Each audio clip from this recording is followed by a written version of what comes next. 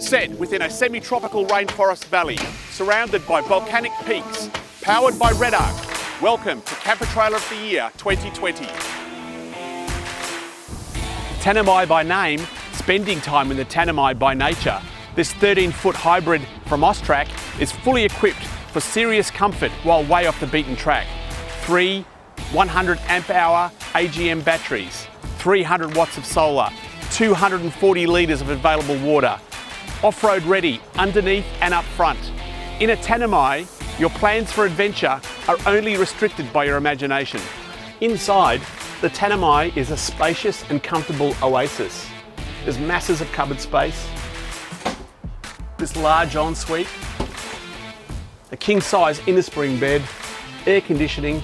It's utterly delightful. Let's check in with the judges for their thoughts. Okay, so the Austrack Tanami X13 is fully loaded with an amazing array of self-sustaining features. Kath, would you be happy in a Austrack Tanami X13 out in the middle of the outback? This is a pretty hefty unit with a big comfortable bed inside it. I understand it has the largest ensuite of a camper of its type. It provides a really useful living space, and it provides a level of storage both inside and outside the camper that I could see being quite useful when you're out in the great outdoors. Yeah, to get back to Kath's point about that internal ensuite, I really like that. It had a lot of room. A couple of internal cupboards where you can put your toiletries. Some of these internal ensuites, you're banging your elbows against the side. This has got plenty of room. It's all a big one-piece moulding. I thought that was one of the really impressive features about this camper.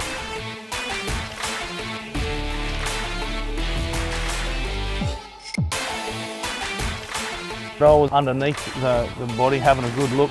She's well supported by a good chassis. Everything underneath there looked quality. If you do happen to go, I will take this off-road a little bit, you're not going to really have any issues there. You've got a lovely set of independent suspension. You've got dual shocks, which a lot of these guys have for that redundancy in case you blow one, but I was just extremely impressed with how tidy it was underneath.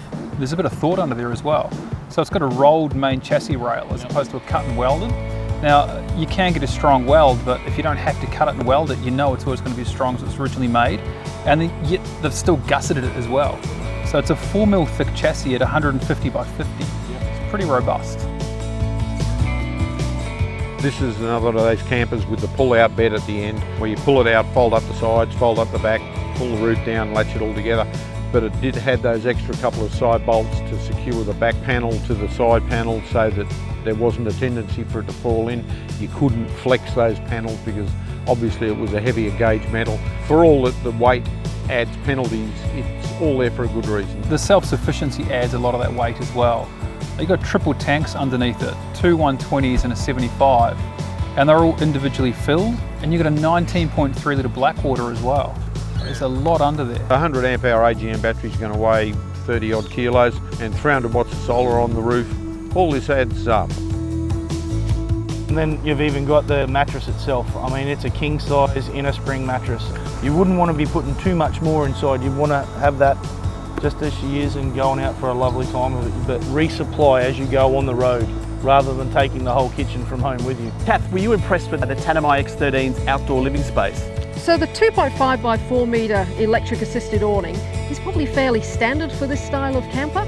But we've been talking about that canvas annex that you can add on as well. And although it looks as though it might be a bit of a handful to erect in the first instance, put that up and you've got 2.8 metres by 6 metres.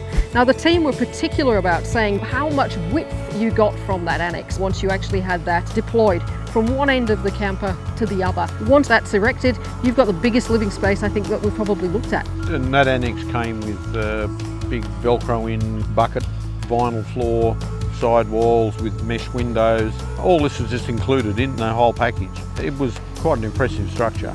And what was it like on the tow ball, Tim? Towing the X13 is a big prospect. You're going to need a decent tow rig to tow it at full ATM of about 2,800. One of the good things we did note though, the shackles recovery points being in line with the chassis members, so if you did get it stuck, you could quite easily recover it without too much fear of damage. Okay, there we have it, the Austrack Tanami X13. It's a real home away from home. You can take out for weeks at a time, pretty much anywhere.